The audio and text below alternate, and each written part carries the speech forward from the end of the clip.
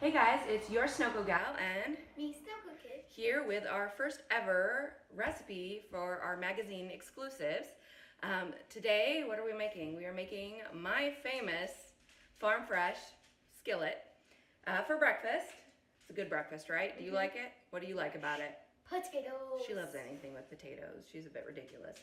So we are going to be turning all of, I don't think you can see it, all of this goodness into a amazing breakfast. You'll notice there are a lot of root veggies here. There are radishes, potatoes, Carrots. parsnips, and onion. Garlic, all kinds of things. These are actually all veggies and things that we are growing in our backyard garden right now. They're not out yet though, right? They're just little baby sprouts right now. Mine are. Her radishes are growing pretty fast though, so I'm pretty sure we'll have those very soon. But where do we go to get our stuff? Well, we get what? What do we get every week? We get a box of good. A CSA box from Classic Farms of Stanwood. If you haven't heard about them, check them out. They deliver our milk, our eggs, and all of our veggies and fruit. It is all organic, all GMO free, grown on their farm in the Pacific Northwest or from areas beyond. So it's a really cool box. What other places do we go to get our veggies? Do you remember? The co-op in Everett, SnoCo co-op. What about in Granite Falls? Where do we go? Excuse the dog and the cat. They're having an argument right now. Where else do we go in Granite Falls? Come on. The IGA. The IGA in Granite Okay. Falls, Yeah, which is I an finally independently remembered owned something. grocer. There's also bacon and kielbasa here. You can kind of pick your own here and there from that. The co-op's a good place to get some super good ones, but they're kind of small packaging. So the IGA, local grocers are a good place to go to get that. We do have something from our garden though. What is it? Rosemary. She just picked this literally like a couple minutes ago from the garden. Just a little bit because we don't need a lot, but this is my favorite thing that we're gonna have in our garden is this rosemary because I put it on everything, right? But my I love favorite rosemary. thing is potatoes. Your favorite thing's potatoes, that's why those are in our garden. Okay, I think we're ready to get into it. What do you think? You ready to start cooking? Yeah. Let's get cooking a delicious breakfast. Okay guys, we are gonna start off with the meat because that has to start cooking first, especially the bacon. While the SnoCo kid over there is gonna be using her garlic press for the first time. I've never used one either, so I'm not much help to her, so hopefully she figures that out better than I do. Me, I'm gonna take my bacon. You can just leave it straight the way it comes out of the package, and cut it into sections so that we're gonna have little pieces of bacon. A good knife helps. Always. Are you getting some? Oh, this piece was a little wet. That's sad. I'll have to put in a bigger piece. Then other piece. You can put in more. That's Yeah. fine. Then other pieces will come out. There you go. This bacon is going to add a lot of flavor to our breakfast. But the best part with the meat and what you're going to notice is we cook everything in the same skillet. No oil, just the natural bacon juices. Best part of the bacon, right? Mm-hmm. And it helps add to the flavor. So I used to just add some of the bacon oil into when I was cooking the potatoes and the vegetables and stuff. And then I finally realized one day, why not just put the bacon in the pan too? Genius, right? There. So what you have afterwards are just little slices of bacon that you can now throw into a pan. Look at all that bacon goodness. Yum. We'll get to that pan in a minute once we get all the meat going in there and we start turning it on. Not quite ready for that yet. Next up, kielbasa. So I usually cut this in half. That way I can cut them at the same time. Oh, oops. Just little slices, and I actually cut them further into halves or into quarters, depending on how chunky you want your skillet to be. Usually don't use all of it. I usually go to right about where the elbows are, and those are for the dog. That's her treat later. I'm gonna cut mine into quarters.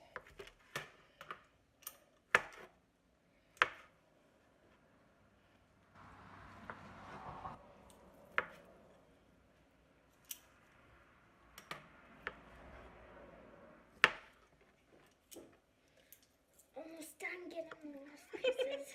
She's pressing that garlic real hard over Maybe there. it shouldn't have been cut. It should have been bigger I guess pieces. I should have left bigger pieces. Well, we learned a lesson for next time. It's a lot easier than trying to cut it with a knife, though, trust me. Yeah, 'cause Garlic these is are not tiny. one of my favorite things to cut because it is really hard to get it into those tiny little pieces. I'm just. Whoop. Yeah.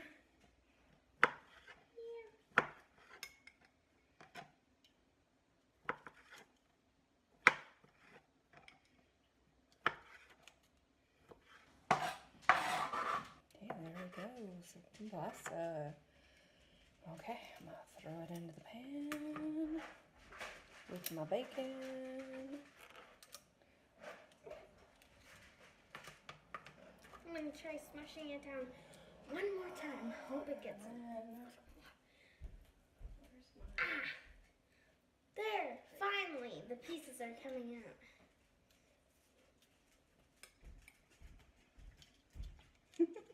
She's getting it. So we're gonna do a little bit of cleanup on the knife and on my cutting board before we move on. So next up, I am going to chop up my yummy onion. Well, she's still working on the garlic, right? I don't want to waste all of So it. you don't need a crazy amount of onion. I'll usually use maybe a little less than half. This is just a flavor thing, not necessarily something you want to have big chunks of. If your kids are anything like mine or you or anything like me sometimes, I'm not a huge onion fan. I do love the flavor of onion though. So I find that if you make it small enough and you cook it up from the beginning, people don't even know what's in there, which is pretty awesome.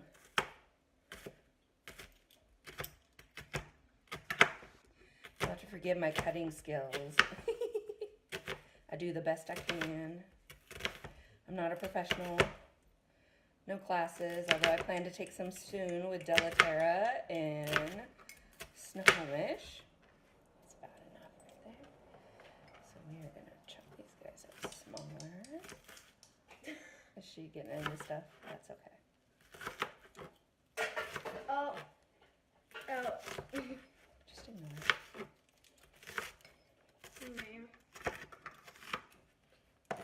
I got almost all of it. It's just the leftover pieces now. Is that enough then? Yeah, that's good.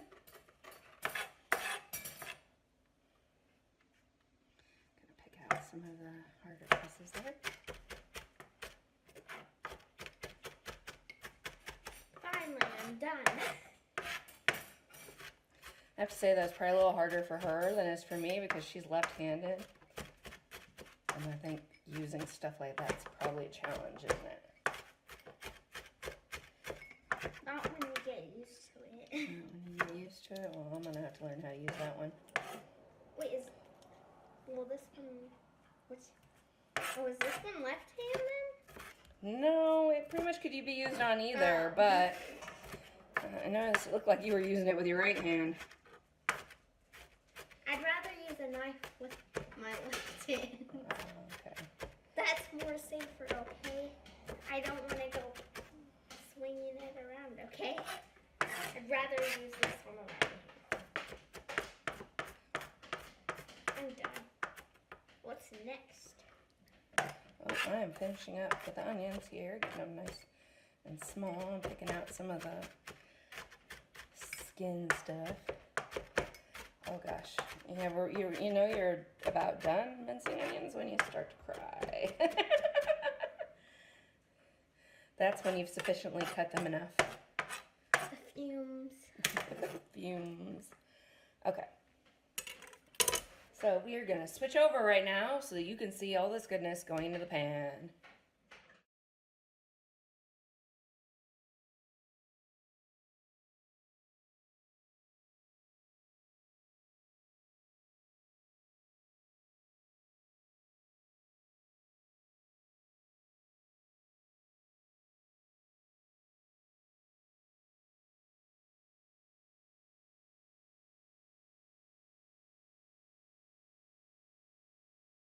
Veggies, I usually cut in the order of how long it takes them to cook. Potatoes, depending on how thick they are or thin the slices are, could go first or they could go second after the parsnips. So I'm going to cut this potato up because the SnoCo kid over here is going to very carefully help me cut up some more of them. So just so you can get an idea of size. What? The potatoes have juice. So these are Yukon Gold. You can use these. Another good potato to use though is the red potatoes. Are pretty good, but you got to make sure you season a little bit extra with those. So cut these guys in half. So around this size, that's about right. So you do quite a bit of cutting. That's part of why I use Yukon Gold or the red potatoes, because they're a little easier to cut than the russet potatoes.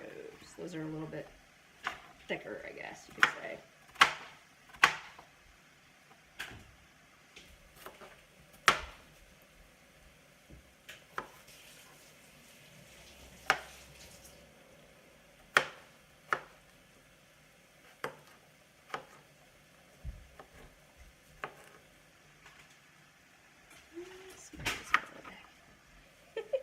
Our dog's stealing things off the counter. Did she just take the... Oops. No, she didn't. The cheese? The cheese. Oh, okay. She took a tortilla. The dog is trying to steal things off the counter. Forgive me, guys. She is a food junkie. She'll be eating some of this for sure. Okay, so we're going to start making a pile of that. So I'm going to let the kiddo cut away very carefully. Very carefully. Very carefully. That's why. And I'm going to get to work on these parsnips. So parsnips are slowly getting smaller. Usually at the IJA we get massive ones. These ones weren't too big. So I'm going to cut off the butt end there. And I'll usually, don't go flying, be careful. I told you they're powerful knives. And we're going to cut them about the same size, a little bit smaller than the potatoes. I'm going to try not to do it that loud. Oh. It's a little easier when they're thicker because you can just use the thicker end and then use the smaller ends for something else. Come on, potato, you can do it. Sorry. These are a little bit rougher to cut, so I don't recommend having the kiddos do them unless they're experienced with using a knife. Okay, there. Yukon Gold potatoes are super soft, so they're okay to cut through. No cutting your fingers off. It's not allowed. Was I cutting? I'm going to jinx her now. She's going to cut her finger off. We're going to have quite a show, aren't we?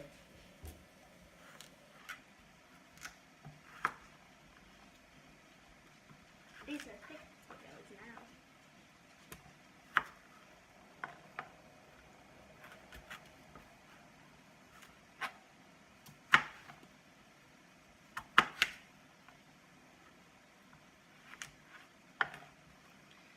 Time to start stirring that food. I can hear that sizzle, sizzle, that bacon.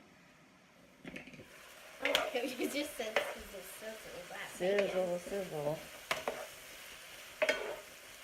Oh, I wish you guys could smell through the camera right now because this stuff is delicious.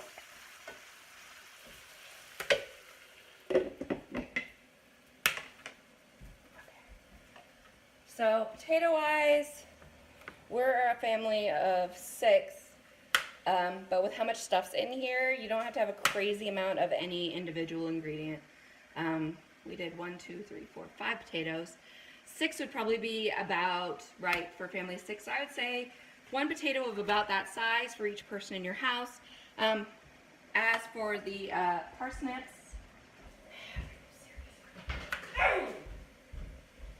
right now. Bad girl.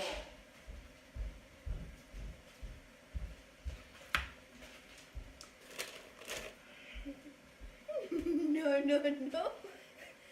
As for the parsnips, I'll usually do, depending on the size of them, 2 or 3.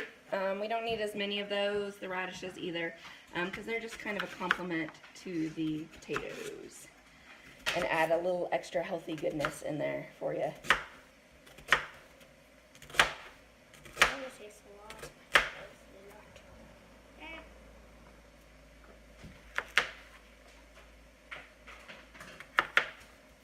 Yeah, like I said, it's a lot easier when they're big ends. You have to cut so many. I don't like cutting those little tiny pieces. That's part of why you'll find I don't cut my carrots. I grate them. Is this nice? Yes, that looks very good. You can add it to the Oops. pile on top here. And then Potato pile. you can cut another one. I wish there was like a world filled of potatoes. Like a bunch of stuff that's potatoes. So 2's about right. I think I'm going to cut the rest of this one and that'll be enough.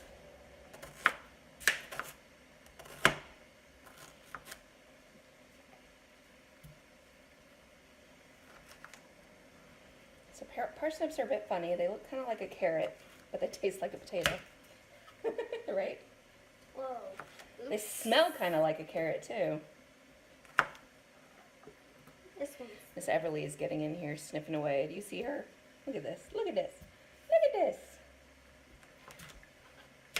man. I belong in here.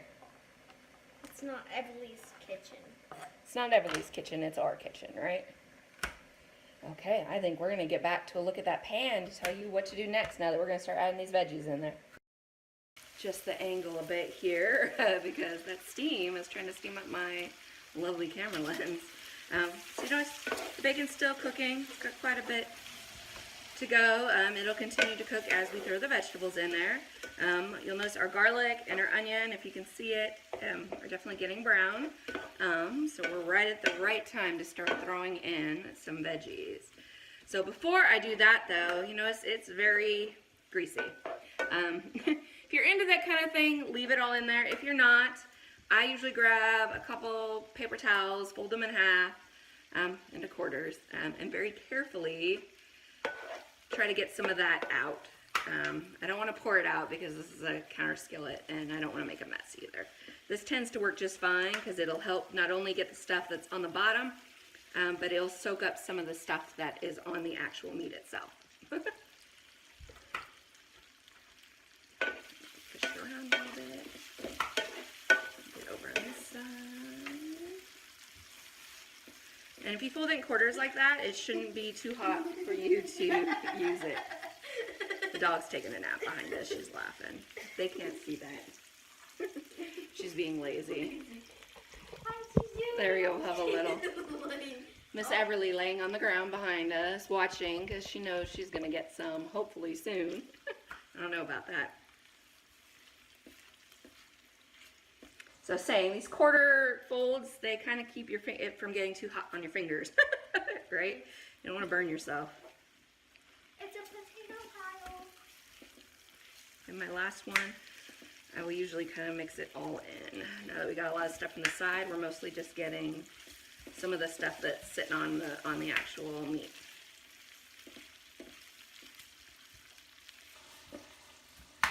Depending on how much you want in there of the grease, you can take as much or as little out as you want. I recommend leaving some in there though, because that's what your potatoes and all those veggies are going to use to cook. So now that we've cleaned up our pan a little bit, I'm going to go ahead and start throwing in some of these bad guys. It's okay, keep cutting away. Now I'm going to have to start a new pile. So I'll put some potatoes in there, It's a new city of potatoes. some parsnips. Oop, drop some down inside. Whoopsies. Whoopsie daisy. Flying veggies. And I'm going to mix these in. You got to be careful, kiddo. Make sure you don't have any this big. They need to be smaller. Oh, sorry.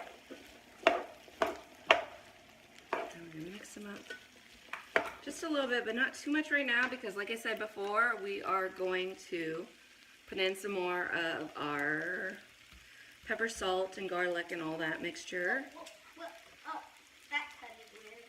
Why did it do that? And more of our seasoning. Is it good if they're like the size of like this?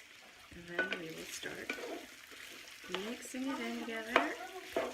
That's fine. So the smaller the slices are, like I was saying earlier, the faster it will cook.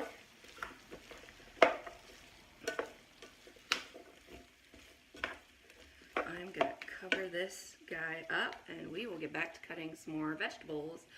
Yes, it was kind of good. Okay, next up is my little radish friends. I love these guys. I usually try to cut the tops off before we start getting into them because it makes it a lot easier to find your little radish friends. Whoa. Right? Yeah. And pull them out.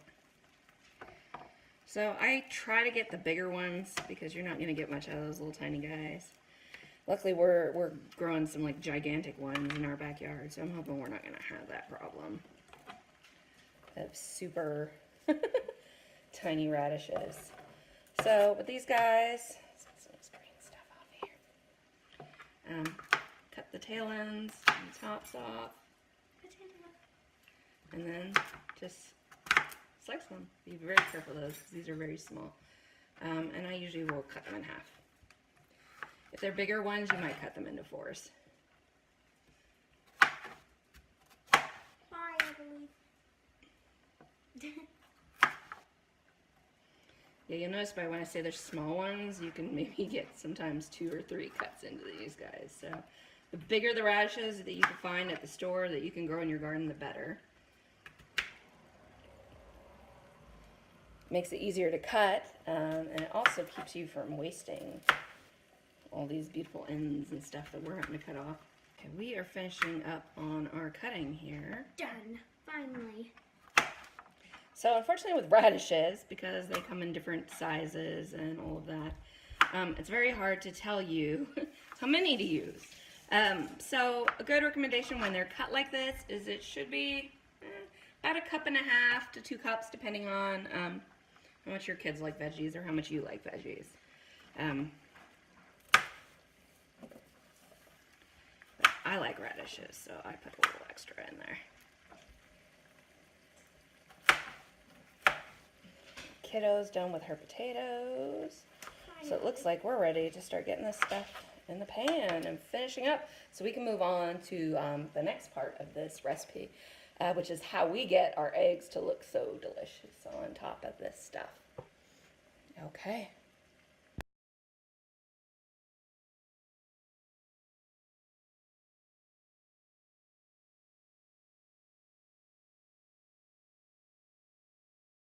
Cooked up, bacon's still cooking. Smells so good. I want to eat it right now. But it's cooking, so The breakfast monster. we can't tell anybody that we made it. Only us. I know nobody's home, so we're just making this for us pretty much, huh? Maybe if they're lucky, there'll be some left over. Do you want to put the rest in? Here, I'll hold the board. And you can use the knife. Carefully scoop them in. Oh. Going at our radishes. So something you won't see in it right now, because it's kind of out of season, or not available in the stores. We're going to be growing some, so hopefully that won't be a problem anymore, is broccolini. So along with the carrots, the broccolini, so it's like broccoli, but it's much thinner, and it's not as like, I don't know, like bush style. It's more like herb style, and it's something I can actually get my kids to eat and something I like eating. I'm not a fan of regular broccoli. So it's a nice change and a nice way to eat broccoli and add a bit of color to your food without putting something that people don't want to eat in there. All right. Really, everyone? So we're going to close this guy up again pretty soon here, but before we do that, we're going to get to that carrot. Are you gonna fall? So I'm going to cut off the end of it here. I'm going to use the big end because it's easier. So this is my handy dandy little grater. You can use a normal cheese grater, but I got this from Arlington Hardware out in Arlington. And I just grate my carrots. So like I said, the reason why I cut with the big end first, and bigger carrots are better for this because you don't want to get your fingers. I've grated my fingers a few times, haven't I? And we're just going to grate it right on there.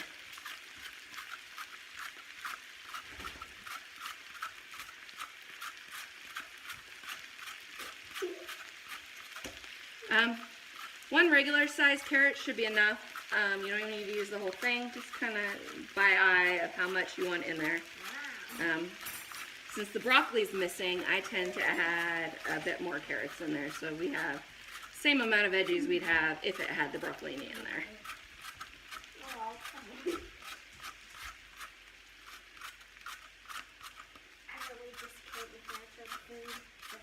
Grating, by the way, is a great way to put carrots on your salad too. Just saying. You can just use part of this bad boy and put it into a Ziploc bag back in the refrigerator and use it again the next day. So pretty cool.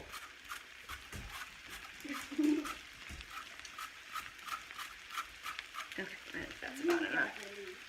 I'm not going to forget to get all the carroty goodness inside here. We're going to mix it up again.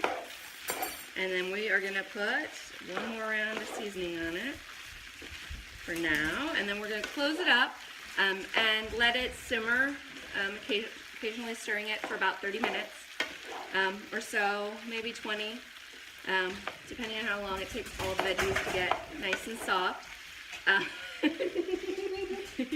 This is also where I add in the rosemary because I don't like it to get too super cooked. We didn't put a lot. I just want enough to add some flavor in there while it's cooking and all that steam. Yep, I lost some of my rosemary. Oh no! Oh no! Oh, there it is. Whoop. I guess I got some radishes in here. There. So I'm going to go ahead and use probably half of what's left of my mixture here. We'll add a bit more later just to taste.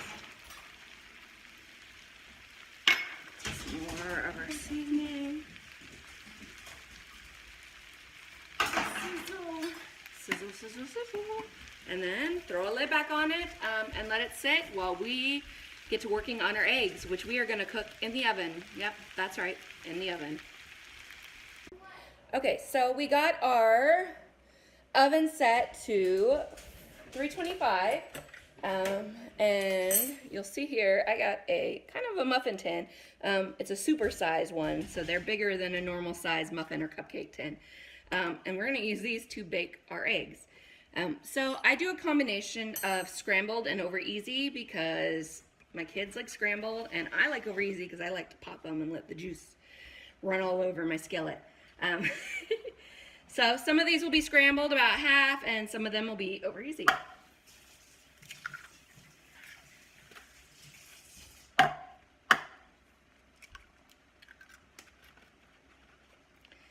So 1 to 2 in each one is fine. If you're in a smaller tin, use one, obviously. In this tin, it's big enough that I can put 2 different eggs in each one.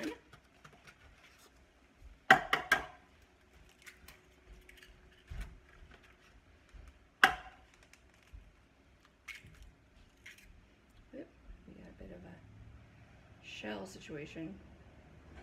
Of course. Got it. Dive into shells, huh?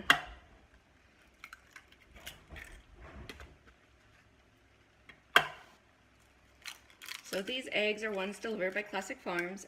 They are organic, GMO free. They come from Arlington, so they are local eggs.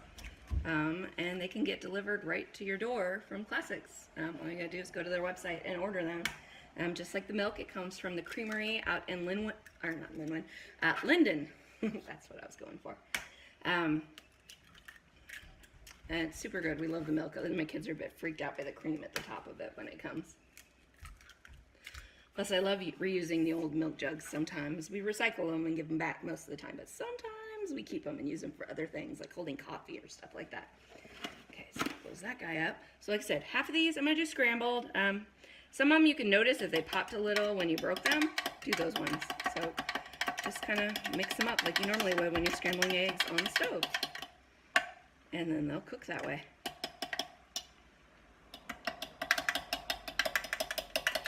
Do you want yours over easy or scrambled? That's a hard choice. I like them both ways.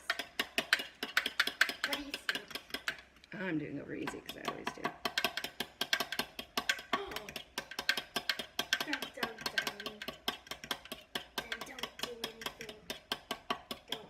good reason to do over easy on these two is it's much easier to see when they're done in the oven. So I'm gonna leave the last two over easy, and we just put them in the oven at 325 for about 15 to 17, 18 minutes until the over easy ones, until, you know, just like on the stove, the same way you cook it, when it starts to not be so goopy and messy, huh? So I'm gonna pop those in the oven, and then we will be back once everything is done and ready to put on a plate.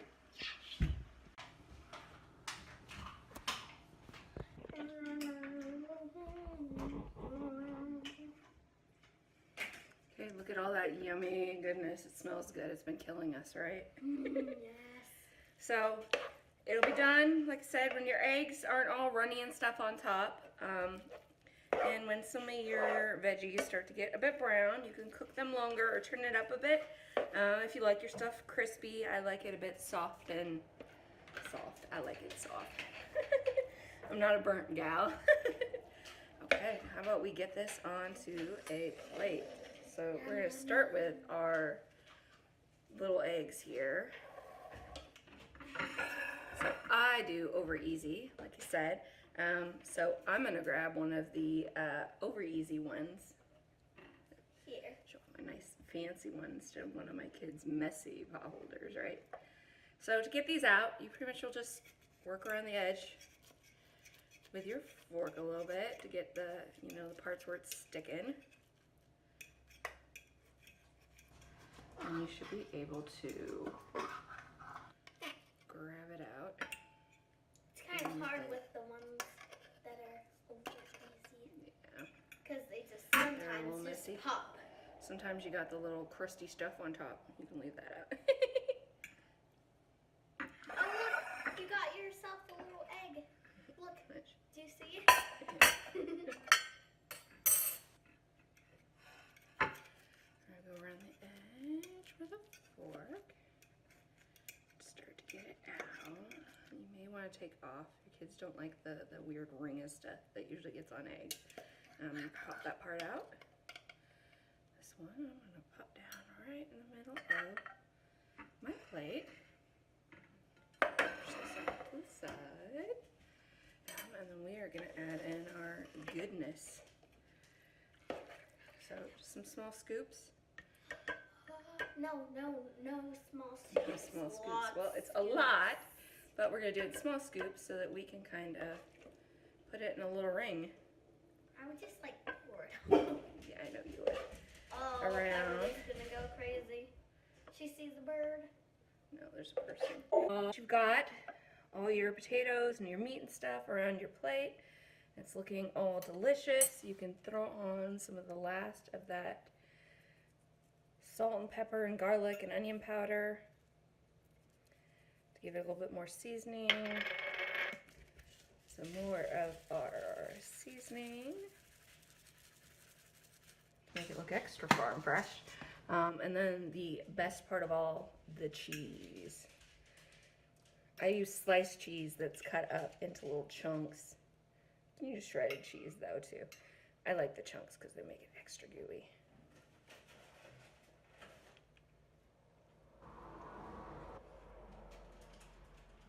I'm already eating my egg. She's not even waiting for me to get to her plate. Jeez. And there you go, a delicious dish, breakfast.